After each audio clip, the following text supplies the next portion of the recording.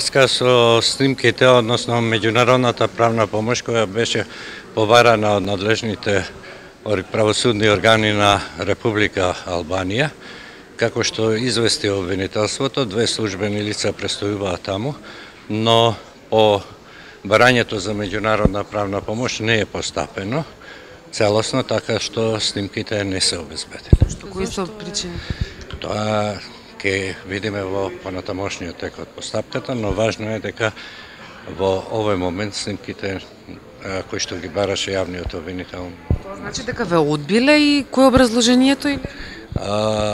Има повеќе моменти во нивното образложение. Едно е дека тие податоците се многу од безбедносните камери на ова и дека тој систем не може подолго време да ги чува.